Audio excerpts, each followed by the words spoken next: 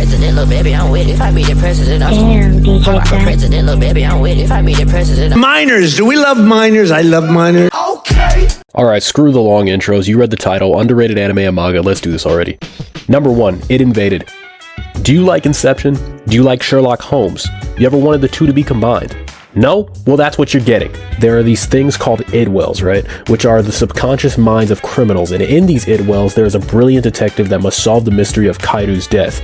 A girl that mysteriously appears in every idwell and appears to be the link between them all. These idwells can present themselves in a multitude of ways, whether that be eternally falling houses, a fragmented reality of geometrically disinclined NPCs, and what can only be described as the eclipse without the eclipse. It Invaded is a masterclass in mystery and intrigue. I highly recommend it to anyone that loves a sci-fi crime thriller. I'm trying not to say too much because it's really just best to go into this one blind. It's so good. Please check it out. Number 2, Mononoke. This series is actually a spin-off of another underrated anime series called Ayakashi Samurai Horror Tales. Mononoke is about a medicine seller that goes around exorcising these supernatural beings known as mononoke, which are another kind of supernatural being called Ayakashi that have attached themselves to strong human emotions like anger, hate, grief, etc. Mononoke is another S-tier series when it comes to mystery. The medicine seller has this talking sword that destroys Mononoke, but it can only be unsheathed if he discovers the shape, which is the physical form of the Mononoke, the truth, which is what actually happens to create the Mononoke, and the reason, which is the motive of the Mononoke's actions. Having to meet these 3 conditions before being able to truly exorcise the spirit adds another layer of suspense and intrigue to Mononoke, and the series definitely throws some crazy curveballs and plot twists throughout. There's also 2 movies and a third on the way as of recording this video. If you like mystery, supernatural horror, and insanely stylistic art, I highly recommend Mononoke. Number 3, Golden Kamuy. Golden Kamuy. I feel like I can't even actually recommend this series to anyone in good conscience. But more people need to know about this masterpiece, man. It's so hard to even describe what about this anime is so great. I'll just put it this way. Golden Kamuy has everything. Lovable and unique characters, wholesome camaraderie, delicious food, music, action, good villains, top-tier protagonist, commentary on cultural exchange, gorgeous, buff, naked men, and all of the strangeness of JoJo's Bizarre Adventure without the supernatural activity. Like seriously, this show is low-key really weird at times. I'm not even gonna lie to you. I think all I can really say is if you like JoJo's, you should seriously watch Golden Kamuy. Number 4, Akudama Drive. This was basically the Cyberpunk Edge Runners before Cyberpunk Edge Runners. My brother, yeah, you know who you are. I told you to watch this series multiple times. Watch it now. I'm putting you on blast right now on my channel. Watch Akudama Drive. I told you like 5 times, dude. Watch it. Watch it. You liked Edge Runners, right? You liked Edge Runners. Didn't you watch Akudama Drive? What was I talking about? Do you like the premise of Suicide Squad but wish the story and characters didn't suck? Just watch this, really. Normal girl going about her business when a bunch of high-level criminals, otherwise known as Akudama, crash in and start tearing the place up. All of them hired for the same goal and willing to take each other out to achieve said goal. The girl then has to basically play a perfect poker face to survive, and she ends up going with the Akudama on their mission as she actually convinces them that she is an Akudama. Great characters, great fights, and it actually has something interesting to say about how we perceive good and evil.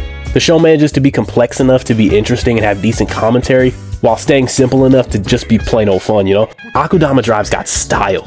And it's definitely one of those shows I'd put on like a list of series that I think are going to be cult classics one day. If you liked Cyberpunk Edge Runners, I highly recommend Akudama Drive. Number 5, Claymore. Alright. Okay. I know this one actually does have a decent amount of notoriety, but I need a remake to happen for the anime. I'm sick and tired of this now. When will it be my turn? I just don't...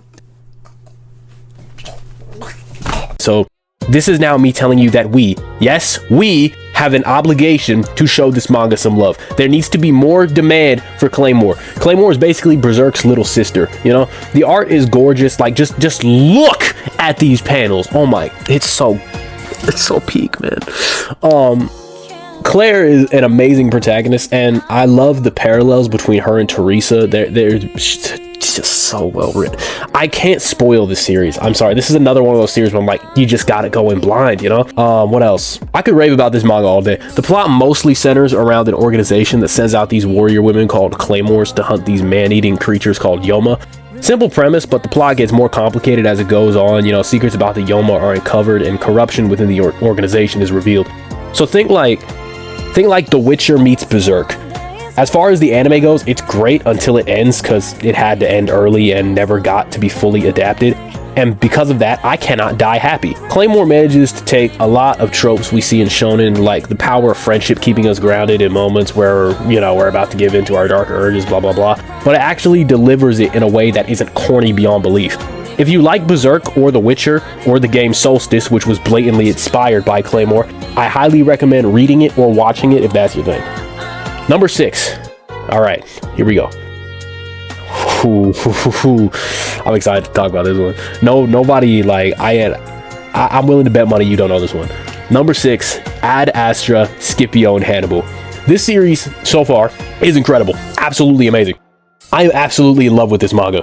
The Second Punic War is what it revolves around, and its depictions of both Hannibal and Scipio are just incredible. Hannibal really lives up to the nickname Scourge of Rome. This guy is like the boogeyman to these Roman generals. Scipio is a calculated and skillful commander in his own right. One of my favorite things about the dynamic between Hannibal and Scipio throughout this manga is that there are moments when, despite their rivalry, it feels like Scipio actually gets Hannibal, you know? Like when Hannibal is he's going across the Alps, right? Can't get mad at me for spoilers, man. I open a freaking history book, broski. You can't get mad at me if I spoil this. Scipio is the only guy that actually thinks Hannibal would do something as insane as trying to cross the Alps. Everybody else observes the positioning of the Carthaginians and is like, yeah, nah, we'll be fine. There's no way Hannibal will cross the Alps. And Scipio's just sitting there thinking, Hannibal's gonna cross the Alps.